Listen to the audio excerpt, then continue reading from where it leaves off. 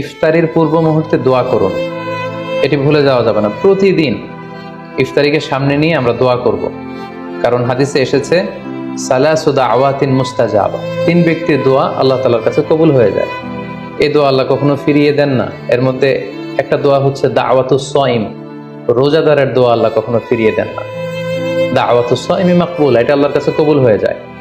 ঠিক ওই মুহূর্তটাতে আল্লাহ তাআলার সফট কর্নার খুব বেশি গ্রো করে, আল্লাহর রহমতের দরিয়ার মধ্যে একটা অভাবনীয় জোশ পড়ে যায়। আল্লাহ তাআলা এই দৃশ্যটাকে খুব দেখতে পছন্দ করে যে বান্দা সামনে খাবার নিয়ে বসে আছে, শরবত নিয়ে, পানীয় নিয়ে বসে আছে, ক্ষুধায় তৃষ্ণায় সে জর্জরিত, সে চাইলেই সামনে থেকে নিয়ে মুখে তুলে খাবারটা খেতে পারে, কিন্তু সে আমার ভয়ে খাচ্ছে না।